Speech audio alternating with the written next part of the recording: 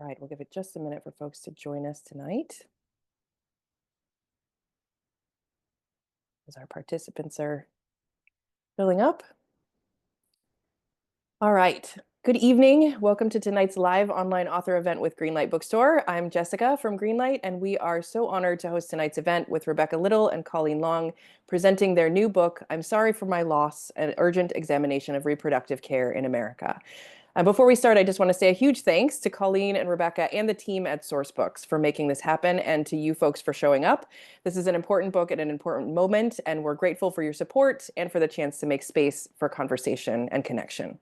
A couple little housekeeping things before we really get started. In our Zoom webinar tonight, you can see and hear the speakers, but they can't see and hear you. They can see that you're here though, and there's a couple different ways you can interact with the authors and with each other throughout tonight's event, which we do highly encourage. The first way is the chat, which you can find usually by clicking on the icon that looks like a speech balloon. You're welcome to post your comments and thoughts in the chat. Tell us where you're from, where you're listening from tonight. It's a great way to show your appreciation for the author and interact with fellow attendees. If you really like something they're saying, feel free to put that in the chat. If you do have a specific question that you'd like to have answered, please post the question in the Q&A. So you can usually find that by clicking on the icon that has a question mark. We will be pulling questions from the Q&A to be answered in the later part of the program. You can drop them in there anytime and even upvote the questions that you find interesting. And very importantly, tonight's featured book, I'm Sorry for My Loss, is available for sale from Greenlight Bookstore. You can stop by our bookstore on Fulton Street in Brooklyn to purchase it, or you can buy online for pickup or shipping. I'll drop the link in the chat in a moment. Of course, the best way to support both authors and independent bookstores is by purchasing the book. And as thanks for that support, we're offering 10% off of your purchase of the book when you use the coupon code GreenlightEvents10 at checkout online. Okay, now to some introductions. Rebecca Little is a longtime freelance writer and former contributing editor for Chicago Magazine with a Master of Science in Journalism from the Merrill School of Journalism at Northwestern University, and she lives in the Chicago suburbs. So that's where she is this evening. Colleen Long is a White House correspondent for the Associated Press, whose work has appeared in major news publications around the world. She was part of a team that was a finalist for the Pulitzer Prize in 2019 for immigration coverage, and she lives in Washington, D.C. So Rebecca and Colleen are childhood friends and both had the experience of late-term pregnancy loss. In fact, more than 1 million people lose a pregnancy each year, whether through miscarriage, stillbirth, or termination for medical reasons. For most, the experience often casts a shadow of isolation, shame, and blame. In the aftermath of the 2022 decision to overturn Roe v. Wade, 25 million people of childbearing age live in states with laws that restrict access to abortion, including for those who never wanted to end their pregnancies. As journalists, Rebecca and Colleen wrote this book to take an incisive, deeply reported look at this issue, exposing the deep impact made by a dangerous tangle of laws, politics, medicine, racism, and misogyny. Combining powerful personal narratives with exhaustive research, I'm Sorry for My Loss is a comprehensive examination of how pregnancy loss came to be so stigmatized and politicized, and why a system of more compassionate care is critical for everyone. So Colleen and Rebecca are going to read a bit, they're going to talk about the book, and then you'll have the chance to ask your questions at the end. So Colleen and Rebecca, it's all yours. Thank you. So as Jessica said, I'm going to start with reading of the book. I'm going to show you a copy of the book, which you can, as she mentioned, buy on the bookstore's website. So let's see. Sorry, I had to, when I opened it, then I lost my page. That's how it works. Okay. And you're going to read from the language chapter. Yes, I'm reading from the language chapter. Thank you. Note to self. Okay. Chapter 1. There are no words. The inadequacy of the language for pregnancy loss. Nobody throws a fetus shower, and most of us understand exactly why. Fetus is a medical word, devoid of any emotion. But baby? Now that's evocative. Baby connotes a sentimental connection. They have sweet little faces and wear duckling onesies. Intent matters too. Showers are thrown in anticipation of welcoming a child. The word baby is doing a lot of the emotional work of what the pregnancy means to you. No one walks around with a registry laser thinking, boy, that complicated Swedish rat carrier will be great for my fetus when it, fingers crossed, turns into a baby. But what's considered a baby? An infant that has emerged from the womb? A fetus past 20 weeks gestation? Whatever's brewing up when the strip turns pink? Or that embryo you are rooting to make it to day 5 blastocyst at the IVF lab? Part of the reason we struggle to talk about pregnancy loss is we just don't have the words, the literal building blocks of language. And the words we do have are either strictly clinical or infused with stark political baggage. It's a rhetorical mess even before it's an emotional one. The clinical and colloquial words used to describe pregnancy and pregnancy loss fail us because they're not designed for us, even though they are about us. It certainly doesn't help that the language is built around our very narrow societal notions of pregnancy and loss. Mothers should sacrifice everything, pregnancy loss is a failure, and abortion is unthinkable. Humans are notoriously inefficient reproducers. Most zygotes don't make it to live birth, but let's say it all works out. Blastocyst implants, urine test reveals rising HCG. What are you calling it? That probably depends on your state of mind. Embryo and fetus are both clinical words. Baby is a word that's part of everybody's experience. There's a flood of affectionate associations and very few medical ones. Sociolinguists call these differences registers, and people tend to communicate in the same register. These are the academic terms for something we do unconsciously. Why you would be unlikely to say, "Smell you later, Mr. President," while receiving a Medal of Honor. But the formality is just part of the problem. We also want to use emotional words to match emotional situations. It's much easier to connect with the personal essay written by a cancer survivor than a human who was once diagnosed with papillary thyroid microcarcinoma. Same with pregnancy, which is nothing if not personal.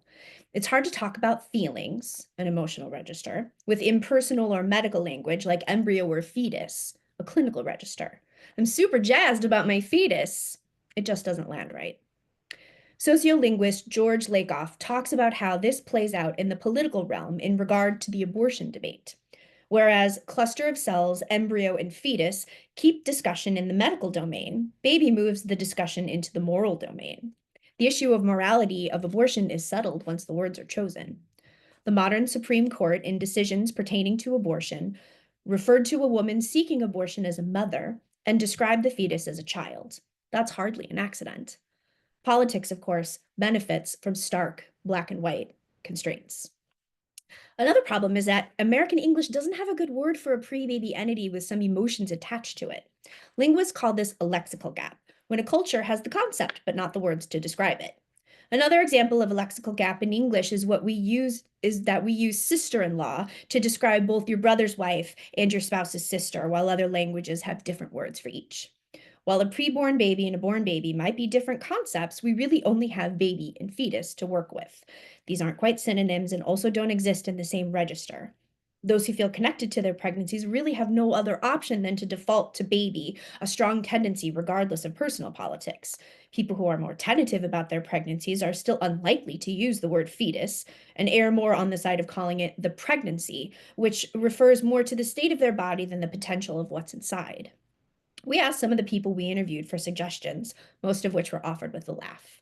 Prebi, pre-baby, beatus, combination of baby and fetus, and maybe our favorite, Phoebe. None of these seem likely to catch on. Stop trying to make Phoebe happen, Gretchen Wieners. Language choices, though they seem benign, are indicative of a lot of intent and emotion. So in a culture where we have no common agreement about the nature of life in the womb and no word for beings who are lost in pregnancy through miscarriage, stillbirth, or abortion, the ones we choose, and those that get ascribed to our situation, whether we are on board or not, affect how the loss is perceived. And now Rebecca's going to read a little bit of a different chapter. We're kind of trying to show you the range of the book. Excellent work. Thank you. That speech team paid off. Okay. Okay, I'm just going to read a little bit and then we're going to launch into our spiel here. But this is from a chapter called Chapter 13, The Stories We Tell. It's tough for any actual person to thread the needle on a very narrow, acceptable cultural story around pregnancy loss. Requirements for this gig. You must grieve, but quietly and privately, a dignified sadness that no one has to witness. This can last maybe a couple of weekends, a month tops, of eating pints of Ben & Jerry's while weeping and watching Bravo, before re-emerging into society with a full face of makeup and a readiness to try for a baby again, whipping your diaphragm into the air like Mary Tyler Moore's beret. If it goes on too much longer, you risk veering into crazy lady territory. Crazy meaning a woman over age 17 having a big feeling for more than 6 weeks. You should be a straight, heterosexual, cis woman willing to sacrifice herself at all costs for this and any future pregnancy and do whatever it takes to ensure there is a living child in the future. You should consider this loss a personal failure and spend weeks, months, or years feeling like garbage about it. Oh God. And you should throw your computer on the ground. Sorry, guys. Okay.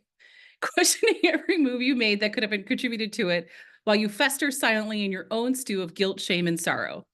Must be proficient in acting as America's social safety net without pay. If followed to the letter, blame and shame. If you don't fit the description, add judgment to the mix. Is it any wonder that silence is a defining feature of pregnancy loss? Sorry about that. I had jerry-rigged my setup here, and I did apparently a very bad job. Okay, so Now we're this is how you know it's live.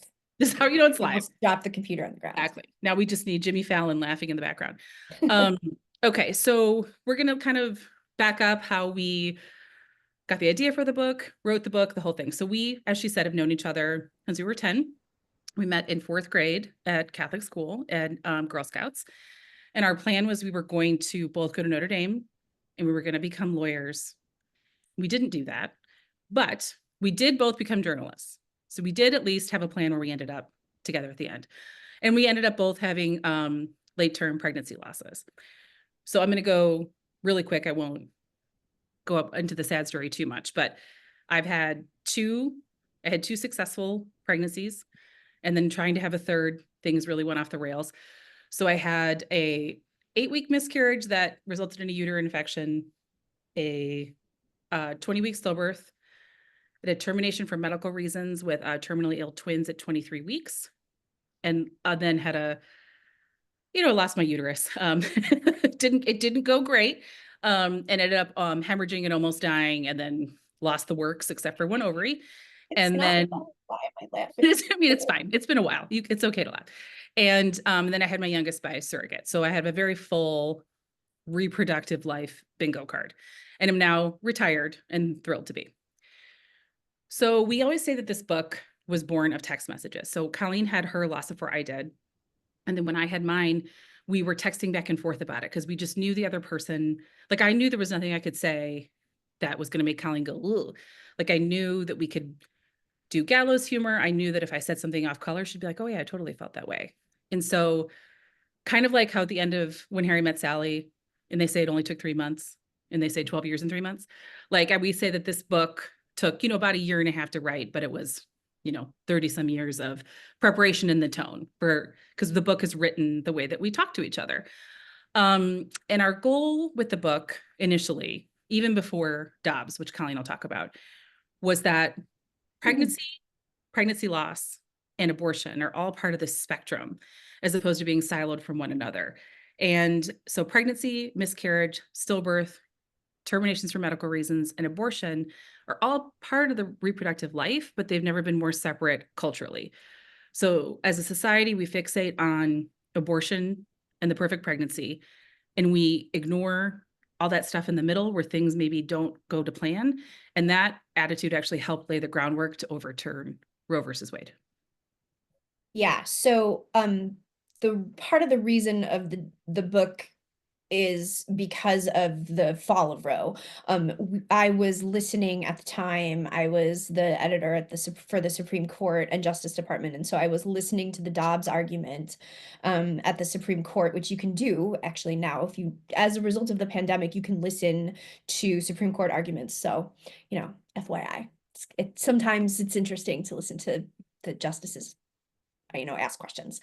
Anyway, I was listening to the Dobbs argument, and I knew just by listening, which is sort of part of the job of a Supreme Court reporter, is to kind of read the tea leaves and determine what the justices are going to do. And it became very clear that Roe was going to be either strongly curtailed or it would fall altogether. So I said to Rebecca, I think that the timing might be right.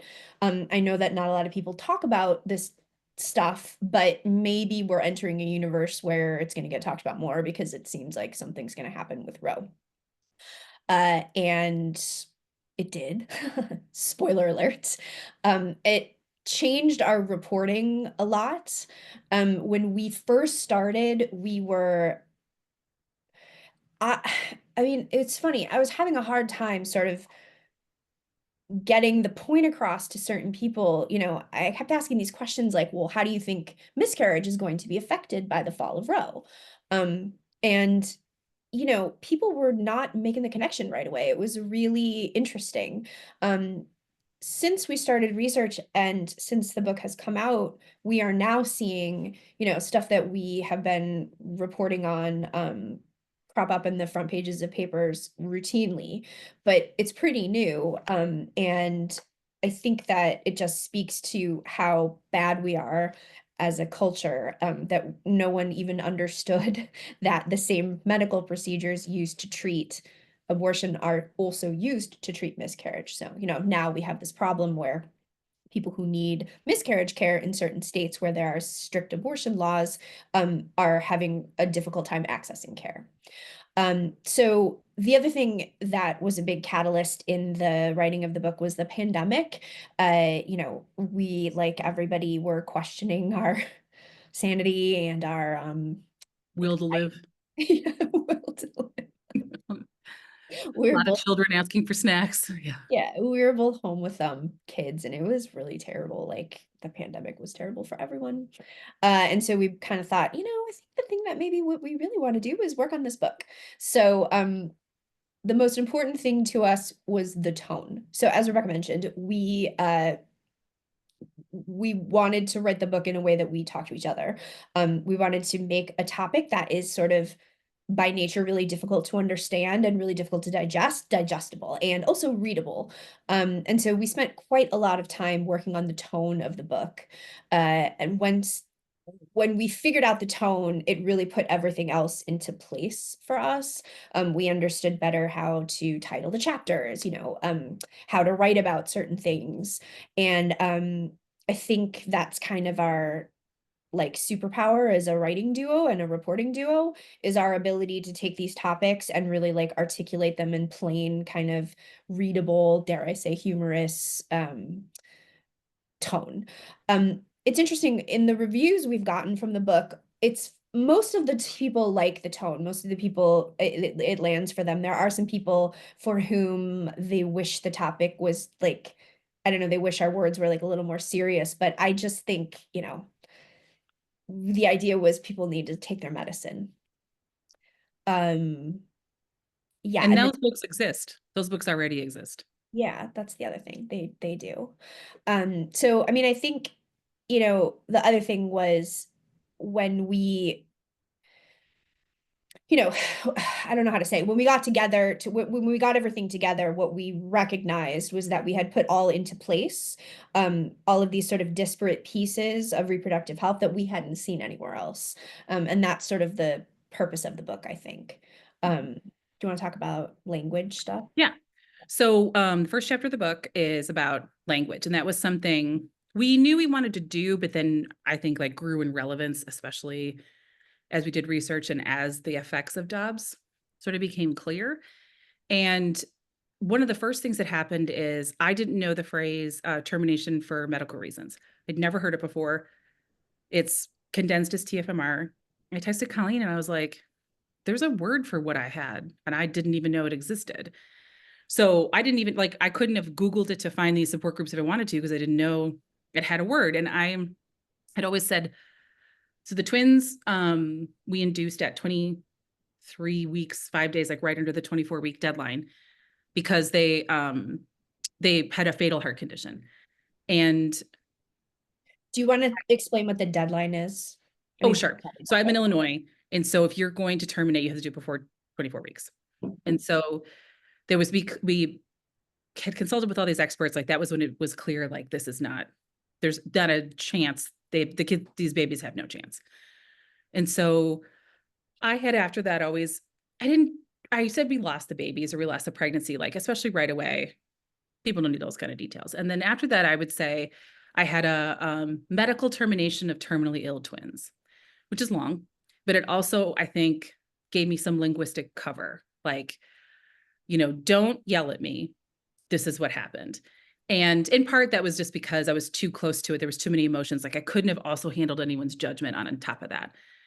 And then I started to think really, in particular after Dobbs, was like, I think I had an abortion.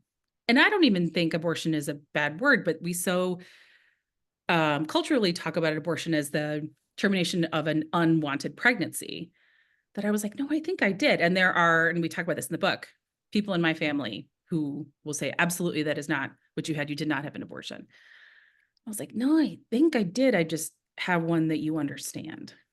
And so that was sort of the kickoff of this language chapter. And then we found out all these fascinating things that people we were interviewing were telling us, like, all the words about that you would hear if you had infertility, lazy ovary, incompetent cervix. They were like kind of judgmental. Like, I can't control what my ovary is up to, but I feel like if someone told me it was lazy, I'd be like, oh no, like, what did I do wrong? And so we kind of included, there's this medical, in the entire sort of medical field or gynecological field, there's these like judgmental words that go back from, when we were even worse to women than we are now. Well, no, I don't know. Maybe we're gaining on those old times. I'm not so sure. So we thought that was a really important chapter. And the other thing that we had talked about, Colleen talked about earlier with in the chapter, that there's this political motivation behind these words, right? If you're pro-life, like, that's a brilliant slogan. Who's anti-life? Whereas in life and choice aren't opposites.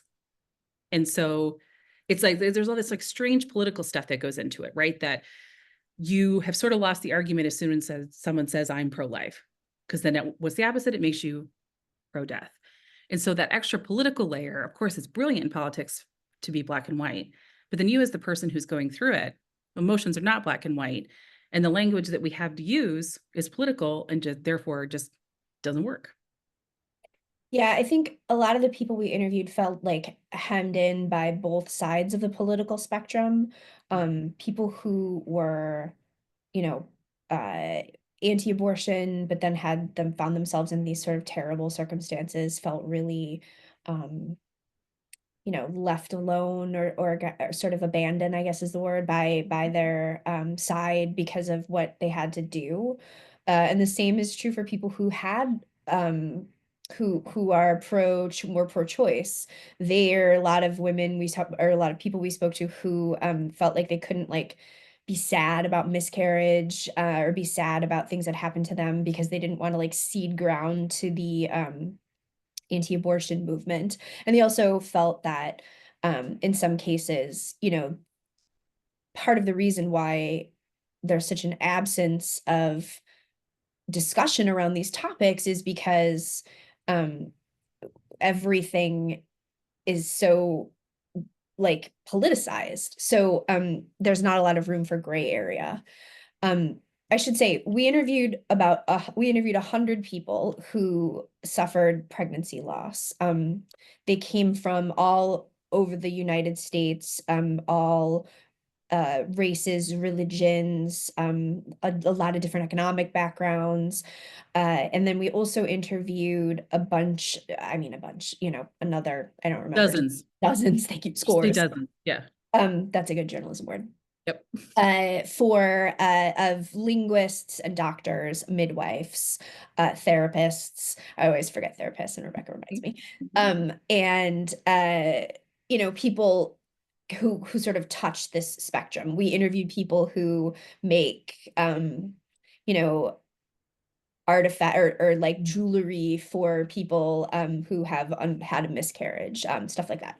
So one of the things that we noticed when we were interviewing all of these different people is that their stories were very unique, but also there were these like crazy similarities. And a lot of the similarities were having to do with how bad they felt, and how badly they were sort of treated on purpose or not by family members in the medical community. I mean, there's just a lot of different ways the whole thing went south. Least of all, of course, is like they wanted to have a baby, most of these people, and they ended up without one. One of the things I wanted to mention is one of the chapters we talk a lot about scientific study. So we wanted to explain to people, like, not just here, this is what we are the way we are, but why are we the way we are? And the chapter on medical study got started because when I had I lost a baby around 24 weeks. And when I asked a bunch of questions, because I'm a journalist, or I don't know, maybe you'd ask questions too. It's probably everybody, but I asked lots of questions and I couldn't get any answers. Most of the answers I got from my doctors were, oh, we don't know why this happens. I don't know. We don't have any idea. Similarly, when I got pregnant again, I have Crohn's disease. And so I was on medication and I was like, do I keep taking medicine? What do I do? And there was like no answer. The doctors were like, I mean, it's like probably fine. I don't know. You're probably fine. And so I was interested, and when we started doing the research for this chapter, I thought, oh, it's like mystical and like who knows.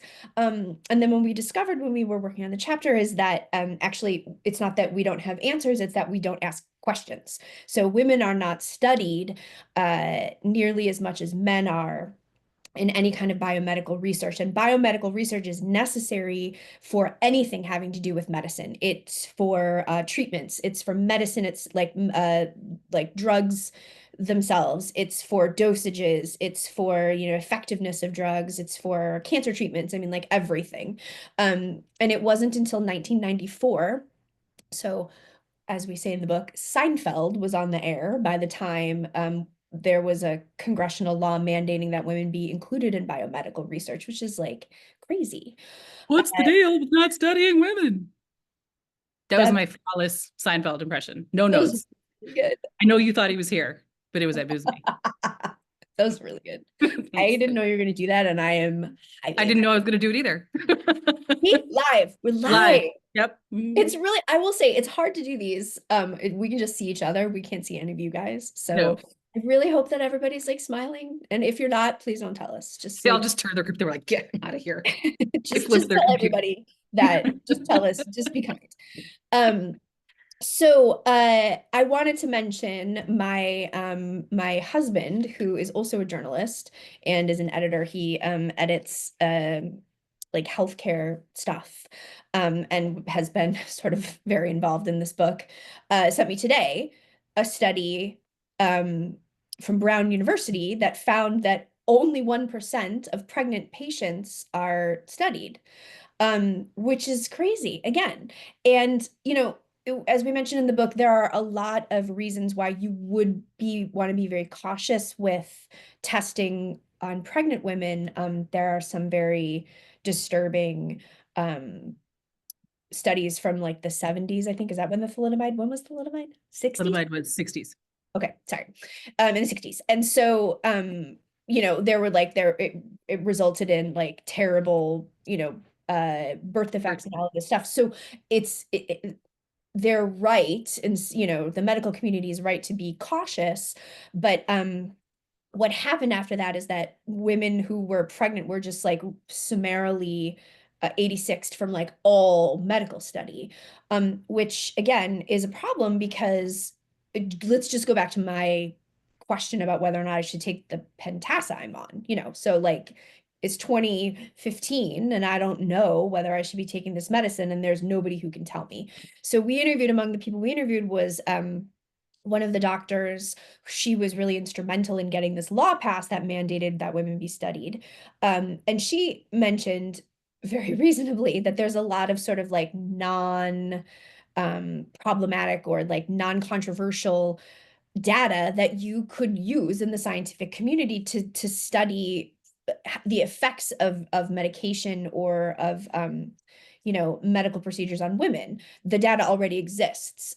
She mentioned a really significant study that followed children from from like conception all the way until they were adults.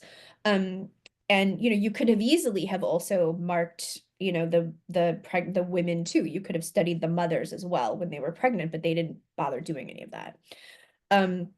So I mean, I think it just really sort of contributes to this idea that we don't, if we don't have answers, if we're not asking questions, then there can't be a problem, then this is sort of contributes to this like paternalistic aspect of medicine that we heard a lot about from the people we interviewed, which is that they were told certain things, but not all the things. And if you notice, I don't know if anybody has like What to Expect When You're Expecting or whatever that book is.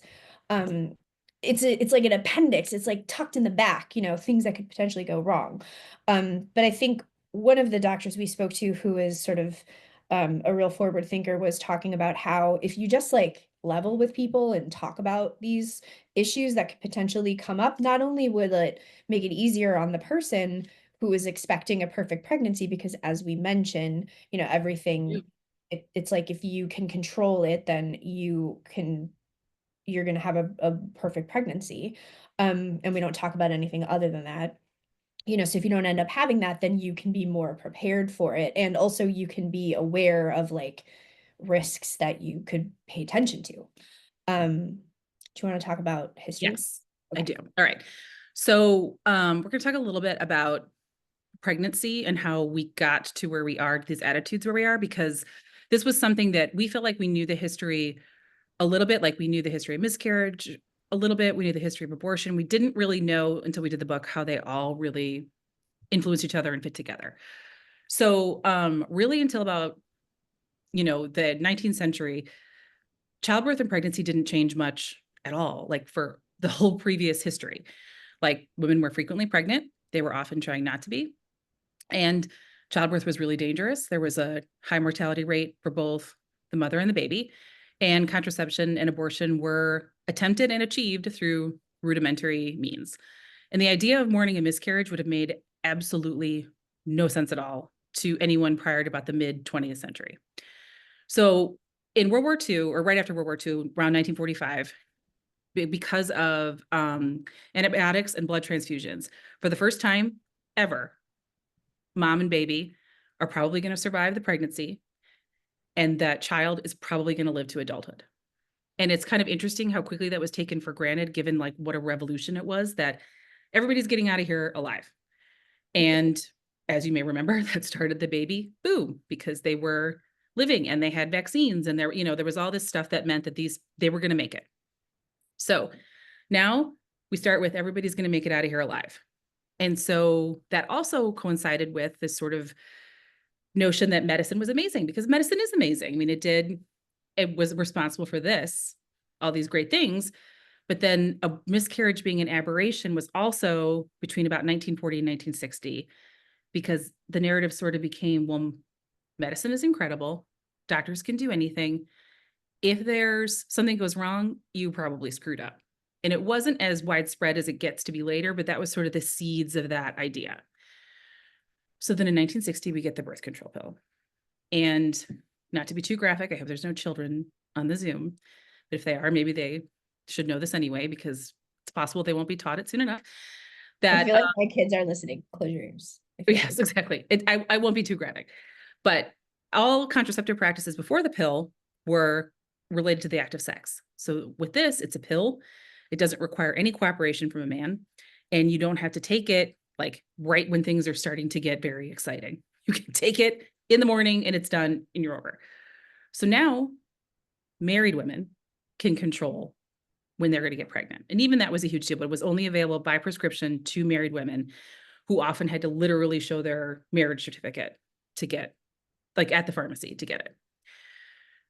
So then right before, like the run up to Roe versus Wade, we had still some vestiges of the Comstock laws, which you may have heard about because they are back in the news. And they were from the mid 19th century, and they outlawed all of the mailing of any birth control devices and smut. Smut was a very large category, and they were in place until the 70s. And the reason you've probably heard about it recently is they're thinking about reviving them to outlaw the mailing of the abortion pill.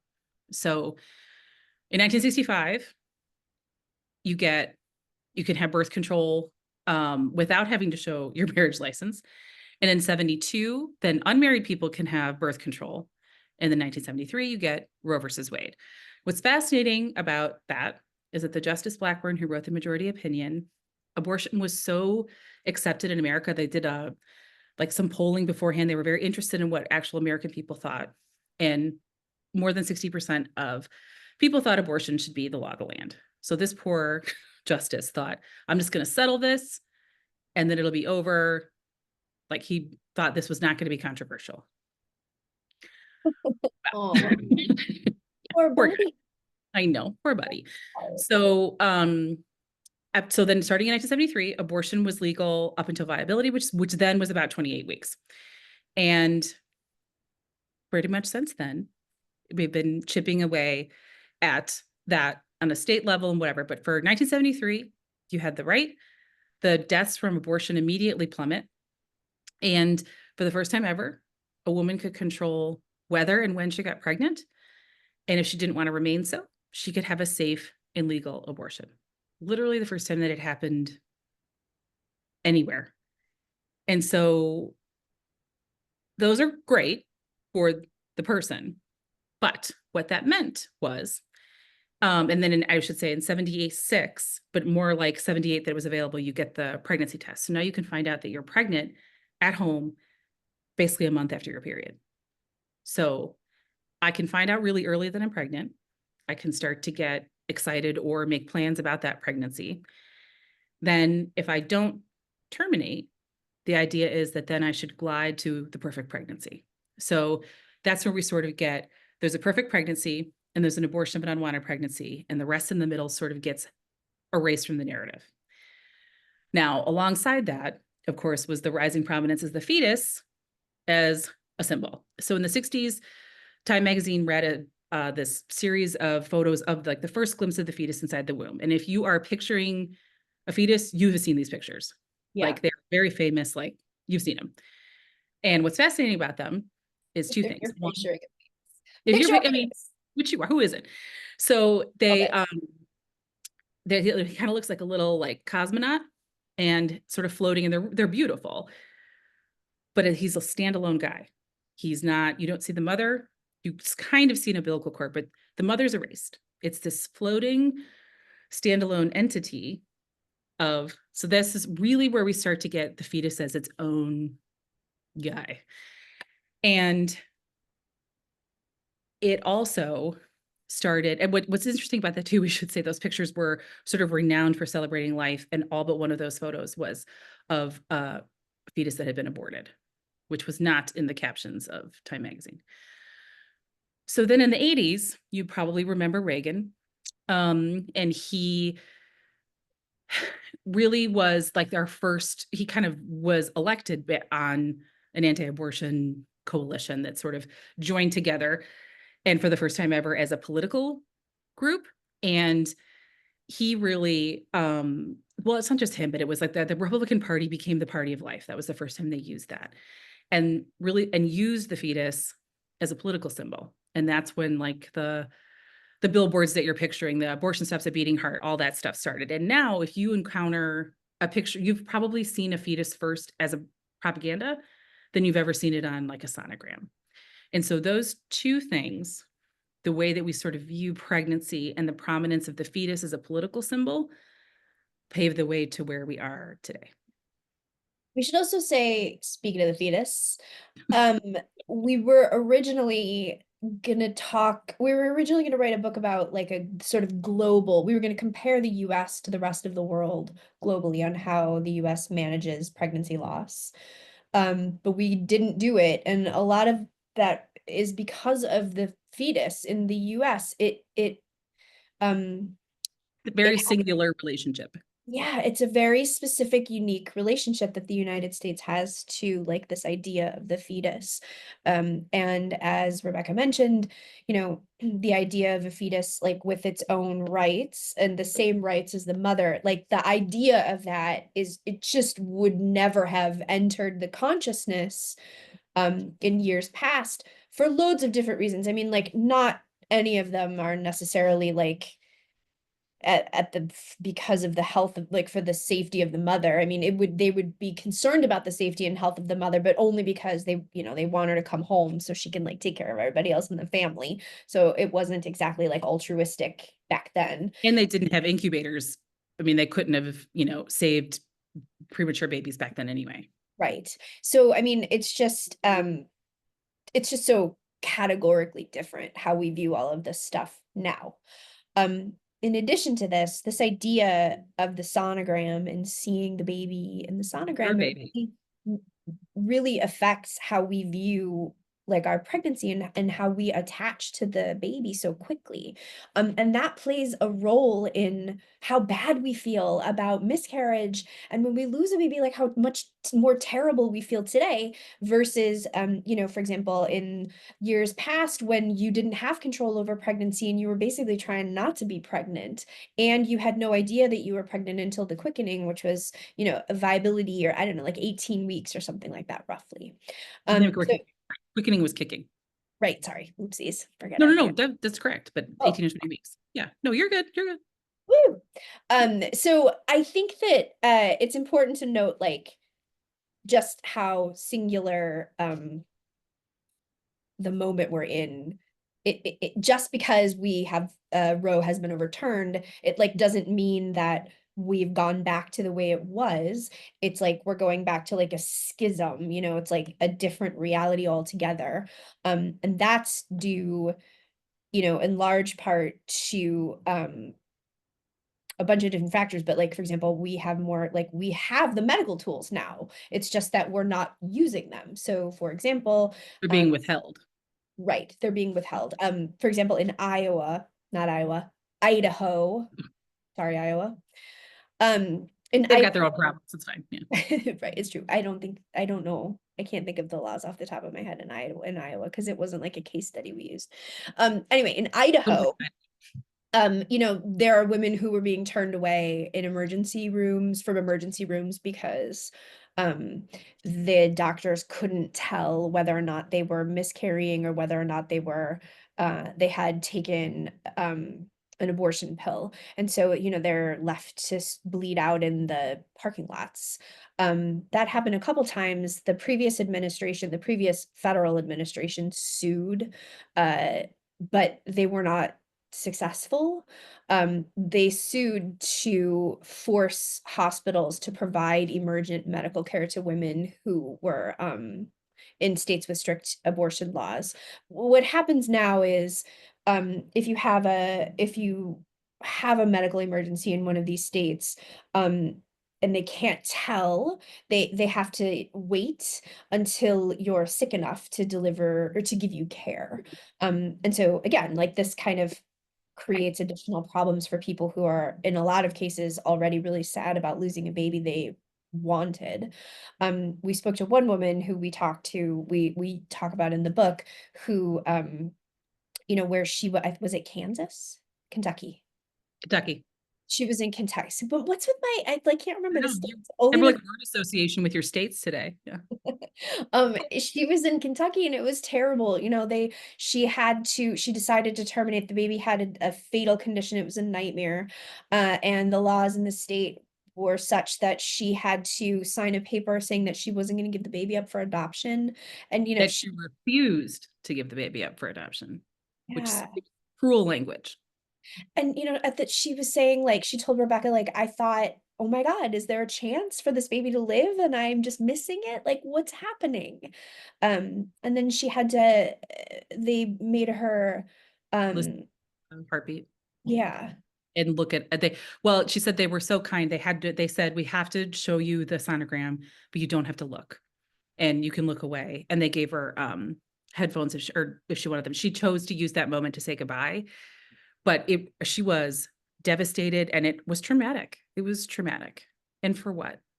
yeah, it's really, so anyway, it's really messy. This is sort of like what we discovered as we did our research. Another thing that we've seen with the rise of fetal personhood is an increase in prosecutions of women who are pregnant. A lot of these prosecutions, I'm sure I've seen before, a lot of them have to do with drug use. As the opioid epidemic rages, there are a lot of arrests where the woman is accused of using drugs and that caused the miscarriage or that caused her to lose the baby. There's a nonprofit that tracks arrests of pregnant people. And the year after Dobbs, Dobbs is the case that that ended up deciding Roe. The year after that case, 210 pregnant people were prosecuted for basically like criminality, losing their babies. That's the highest documented number in a single year. It doesn't sound like a lot, but when you think about it, the number has been growing since the record keeping began, which was in 1973 after Roe was codified. So you have this sort of like, in a lot of the states, what we discovered is a couple of different things. So you have a fetal personhood statute, which would then criminalize the loss of pregnancy. You have like a mandatory reporting if you have a pregnancy loss over a certain week. And that most people just carry it home. So it's super complicated, and there's a yeah. problem being legislated by people who don't understand how periods work. Yeah. And then on top of that, there are sort of increased like methods to like root out this kind of, you know, whatever the like a zealous prosecutor who wants to make a living on you know, prosecuting cases of criminal pregnancy loss. There are increasing methods by which they can do it. There's also, I think, in these same states, you know, you have like a very strict abortion law. You also have a really high maternal mortality and infant mortality, and also maternal morbidity. I can't believe we haven't said this yet, but the United States is among the worst in the world for maternal mortality. The number has changed. It was 39 per 100,000 deaths. The closest in the developed world was 11. And for women of color, for Black women, that number is, I think, tripled. So maternal mortality has been rising and is on the rise. So I guess what I'm trying to say is these states that have these strict abortion laws don't necessarily take good care of the women who are pregnant, and nor the babies, because there's higher rates of infant mortality. And what Georgia and Idaho decided to do as a result is just get rid of tracking maternal mortality rates. So they Right. just don't, they're just going to keep track of them. Exactly. That's the solution. Yeah. While we're talking, just want to say if anyone has a question, throw it in the chat. And I didn't mean to cut you off. I just want because it's it's should we do questions? I think. Do people have questions? We do have at least one question if you guys are great. ready for them. And if other people have questions, please go ahead and put them either in the chat or the Q&A. Either one is fine. Yes. But there's a question from Beth who asks, post-Dobbs, have any of your sources, medical professionals and women anywhere in their fertility journey, become reluctant to speak with you? No, is the answer. I think the opposite was sort of true. Rebecca, do you want to talk about the how the woman was like, it was 30 years or something? Oh yeah, sure. So yeah, no, it was really the opposite was true. There was a woman who got in touch with me through a friend, I think is how and she had had two sons. I think they were like 4 and 2, and she was pregnant with a third and found out at her, this 20-week sonogram where you get a lot of information, that the baby had no brain. And so, and there's complications with that. You can't deliver, there's a lot of reasons why that's all medically complicated delivery for the mother. And so you want to terminate as soon as you can for a lot of reasons. She was devastated. She was very Catholic, and her doctor set her up in the city. She was where she lived in the city nearby, so that no one would know that it was her, because they didn't want anyone to tell of like the church, like I saw what she was in for. So told everyone she lost the baby, was devastated. They buried the baby. They didn't tell anybody. She and her husband was it. And so when I think it was the week of, I don't know if it was right after the Dobbs leak, I think it wasn't official yet. And she'd gone to a funeral of a family friend who the mom had like 11 kids. She said, I was sitting at this funeral and I was thinking, one day it's going to be my funeral and no one knows that I ever had a daughter. Like, I need to talk about this. And so she, after Dobbs, she's like, I just can't keep this in anymore. I need to talk about, like, you know what? I had an abortion. It was devastating. This is what happened to me. And she did lose friends. But she told her kids they didn't know. They went to the grave with her. And she was like, I've just decided this is not something, like, it's not my job to make you comfortable with the tragedy in my life. And so she reached out. It was, and you could just hear when she was talking about it, how much it meant to her to say this out loud. And so she was the most dramatic case I can think of, but there were a lot of people who got in touch with us because of Dobbs. In terms of the medical community, I think, doctors are really pragmatic and they want to talk about like how they're providing as good of care as they can. And so the doctors we've spoken to post Dobbs, I think, just sort of approach it with like a more pragmatic look. I did interview people in states with restrictions, and they are concerned about, going to jail, which is a legitimate concern now. It's actually really interesting. One argument that I have been hearing increasingly from politicians is that the doctors are doing this on purpose. The doctors are purposefully withholding medical care to prove a political point. Um, I haven't found that to be true in any of the interviews that I have done. The doctors are like pretty overwhelmed and unable to understand, because they're not lawyers. They're doctors, but they're not lawyers. And they're unable to understand like how it's hard to thread the needle in a lot of these cases with these laws. Um, so it's interesting that the narrative has now become like it's the doctor's fault, which I think is interesting. I did interview one doctor who moved. Well, actually, there were a couple who moved. She was in Oklahoma, and she just felt like she couldn't handle the restrictions, and she was providing subpar medical care, and so she moved to a different state, to Virginia, where she felt like she could do more good. Um, but that reminds me of something maybe we could mention, which is just that doctors, like, there are a lot of downstream effects to the fall of Roe that have to do with pregnancy and pregnancy loss, and then also with the medical establishment like writ large. And one of these downstream effects is how different, this, like in states with strict abortion laws, the who is going to medical school is changing there. Do you want to mention oh no, Yeah, sure. So there's like, so 51% of medical school graduates are now female. And so there's all this stuff. You don't want to train necessarily in a state where you can't get the training. You will get a D&C training, and D&C is what you have after an earlier miscarriage because they're used for fibroids, like all that kind of thing. Where it gets tricky is for later term ones, which are called D&Es. And so the D&E training is really what's at stake. So if you're an OB-GYN and you're in Texas, Idaho, I mean, off the top of my head, there are a handful, you're not going to get that training. On top of that is when you graduate med school, whether or not you're the female doctor, or maybe the partner, they don't want to move to states where they don't want to be a patient in those states. As someone who, you come out of med school or you're even really more like your internship and residency, that is prime baby making years. Come out in your early 30s, you finally have an income, and that's when you have your kids. And so they don't want to be, even if they're an oncologist, a nephrologist, whatever it is that they don't want to be a patient in Texas.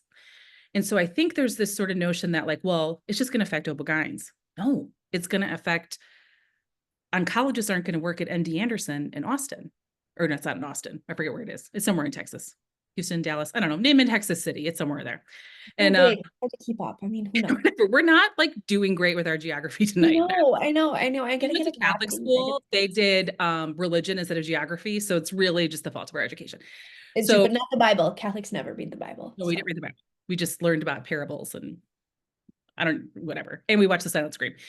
So it's going to have all these downstream effects. Also, doctors, once they have found a place to practice, they don't move. Like, doctors establish their practice, and that's where they stay. So it's a generational shift. And what's going to happen is states where care is already bad, it's going to get worse. And it's not just going to get worse for OB-GYNs, it's going to get worse for everybody. And there's going to be this shift between red state and blue state with these policies that's going to be not great. Yeah. So, yeah, I was going to ask you guys to talk a little bit about what you see on the horizon. And so these are some of the things, these are some of the obviously really scary things that are coming down the pipeline. What is there that we can advocate for? Or who are the people who are working in the other direction? If there are any. Yeah, I mean, we hate not to say that we hate. We always get worried about this question because we are like the doom squad. We have like nothing good to say. But I think, one of the things that we've noticed in our research, there's a real willingness by people in, especially younger people, to talk about all of this stuff. And I mean, I really think that if people spoke about the gray area more, it would do a lot of people good. It would be easier to understand. I mean, part of the reason we are here is because we don't, as a culture, understand the links between all of these things, medically, culturally, emotionally, otherwise. And if we were able to just like talk about it more, these links would become very obvious, and I think it would be harder to ignore, um, you know, the sort of connective tissue between all of these different things. It's like a real spectrum. Um, so, there is like a lot more willingness to talk about it. I mean, I think we talk in the book, like there's a woman, Jessica Zucker, she wrote the memoir called I Had a Miscarriage, and she talks a lot about that. And there's a lot of celebrities that have been sort of more public about it post Roe. So I do think like one potential good thing maybe would be like, because everything is being dismantled, like, our civil rights or whatever are being kind of dismantled a You little know, when it comes to our rights.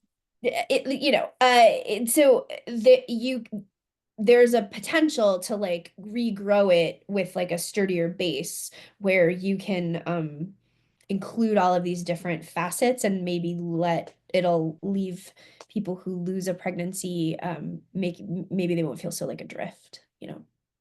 And I've finally come up with practical advice because for a while I didn't have it. But this is what I think. I've seen some stuff on Instagram where it's just like, I'm going to check out for 4 years. I'm going to, do yoga. And it's very white lady Instagram. And that's okay. It's okay to take some breaks. But here's what I'm going to say. I'm going to say, if you're not in a vulnerable group, I'll talk about myself. I don't have a uterus, so I'm never having a baby. I'm not going to be pregnant. I'm not an illegal immigrant. I'm white. I am not queer. No, I know people that I love that are in all those categories, and I think that those people enrich my life, but I'm not personally vulnerable to a lot of these policies that are coming. So it is incumbent on me to do something. And if that is true for you, you have to do something. Now, you do not have to read the news every day. You don't have to chase down every rabbit hole. Like, part of the goal is to overwhelm you. And I So, think, as a news person, I would say that reading the news is a necessary thing so that you know what's happening. but there are days like, but what I'm like, especially the way Trump wants you to follow everything, you don't have to do that. I think that it's okay to have a day to be like, you know what, not today. So I say pick maybe 3 things that are really important to you and get involved in organizations that have those things. You don't have to reinvent the playbook and you don't have to save everything. If you have in-person contact with an organization that is already doing good things, then you just do what they're doing or do what they're saying because they're following legislation there. You don't have to reinvent it. And if there's a day you need a break, you can do yoga. That's fine. You'll be limber at the end of 4 years and have done some good. But it's okay to protect your mental health. I think that self-care sometimes is too navel gazing and I get real irritated by it. We're also from the Midwest, True. so And yeah, we're Gen X Catholic, Irish Catholic girls. So, it's just like none of those self-care, wellness, that's all very hard for us. were So you uncomfortable? it's not for us. It's We hard. tried to be inspiring at the end and then we were like, oh, I'm sorry. I love it. I mean, our comments in the chat are brilliant, honest, and hilarious. So that's who you are. And that's what you've given us, and we're so grateful. I've dropped the link one more time in the chat if you want to purchase. I'm sorry for my loss. It is there for you. We are so grateful for your work and for your words. So thank you so much, Colleen and Rebecca. Thanks to everyone who joined us this evening. Have a great night. Thank Thanks. you so much. This was great. Yeah, we appreciate it. Bye, everyone.